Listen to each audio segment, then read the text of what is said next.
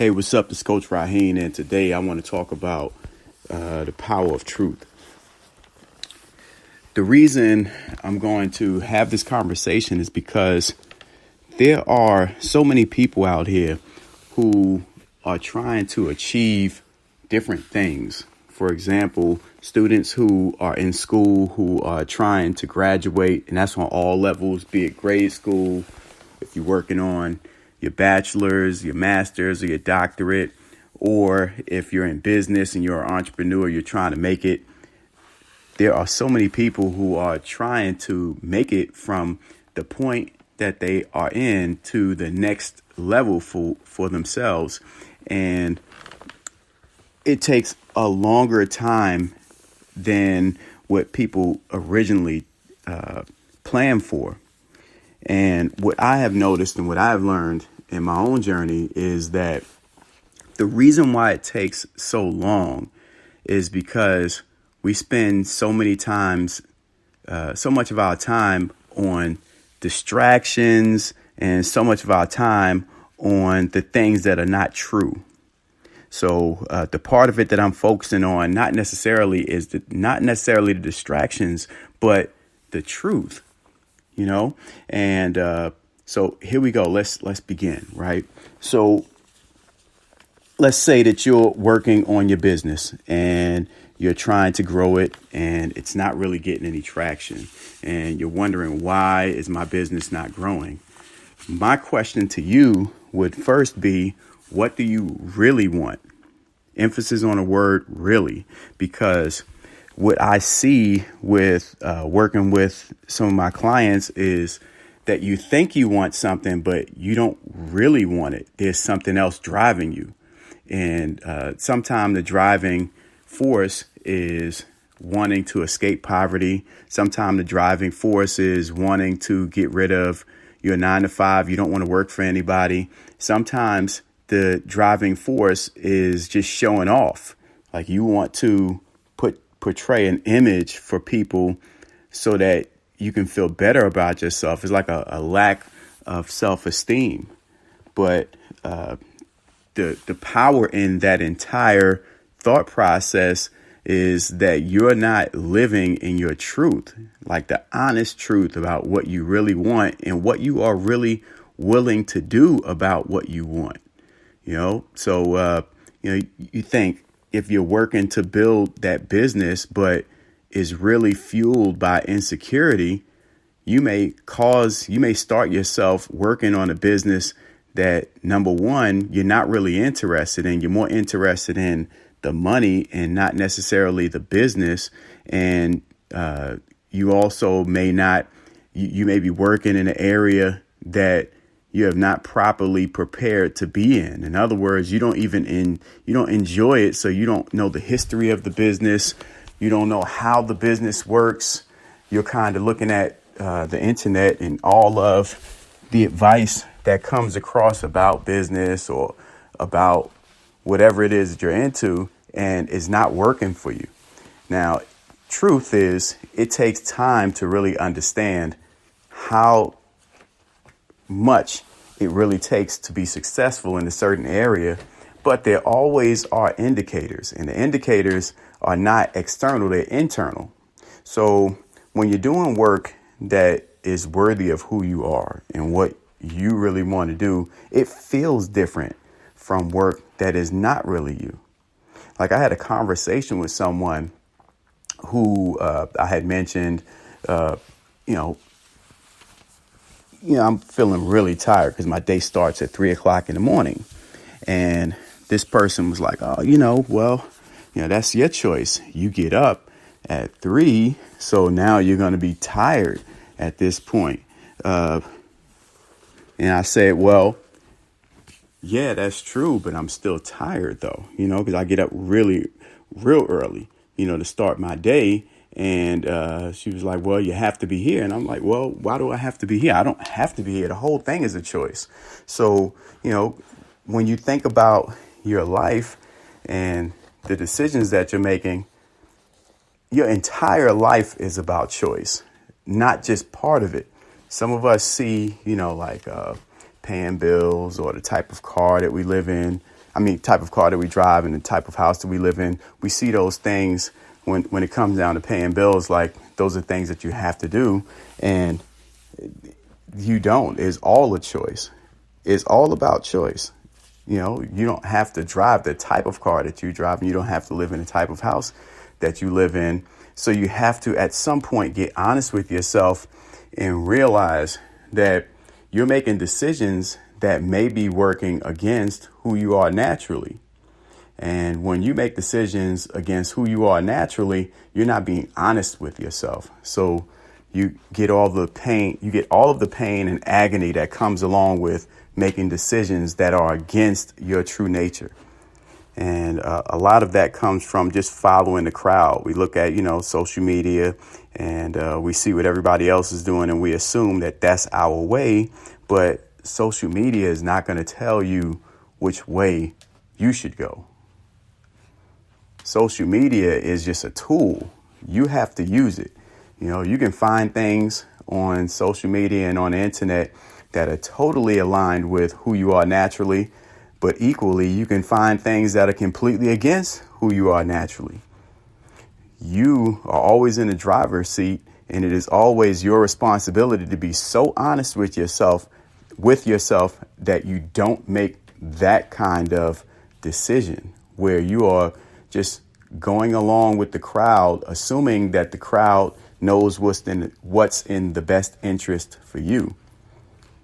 That is always your responsibility.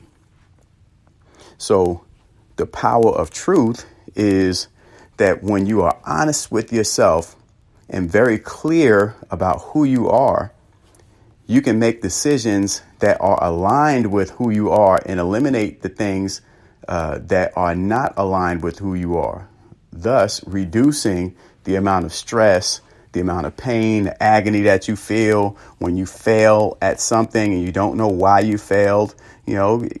People who are successful, very successful at certain things, is partially because the things that they do come naturally for them, especially when they like doing it. It's almost like our bodies are designed to give us emotional feelings about the things that we do to help us make better decisions. So when you're feeling frustrated, or when you are feeling agony, like you're doing something that you absolutely should not be doing, it goes against who you are naturally, that's your body's way of telling you this is probably not what you should be doing. You should be focusing on what brings you peace, what makes you happy, what flows for you, getting back to your basics, understanding your DNA makeup. And that's not to say that there are some things that don't come as a byproduct. For example, if you're good with your hands, if you're an artist, there's probably a lot of things that you could do just because of the control that you have over your hands. Your natural dexterity gives you the ability to cross into different areas. Or if you're a great thinker, there's probably a lot of things that you can do. You can teach, you can speak, you can do so many different things because you have that kind of talent. But when you drill down to who you are at your essence, your truth, your most singular truth, then you get to your sweet spot, the part where is uniquely fitted for yourself and it feels better. I'm not saying that, like destiny or anything like that. It could be that, or it could be something else, but you ultimately want to get down to your absolute truth, the part that is absolutely you, and I'll give you 3 steps that you can take to becoming closer to your truth. The first step is to take time out and write down a list of things that you do on a daily basis, right? List all of those things. And then on a scale of 1 to 10, 10 being perfect, 1 being like the opposite of perfect,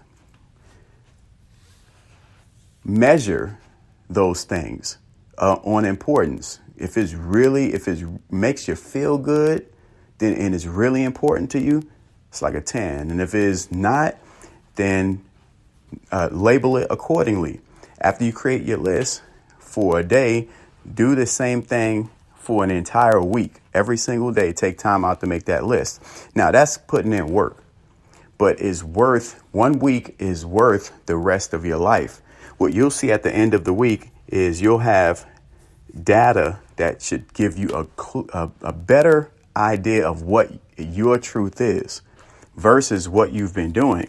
And you need, as you can imagine, what you start to do is you start to eliminate the things that fall beneath a certain point. So if you notice that you have a lot of 2s and 3s and 4s, and your highest numbers are 6s and 7s, you want to naturally start to eliminate the things that are the lowest number values on your list.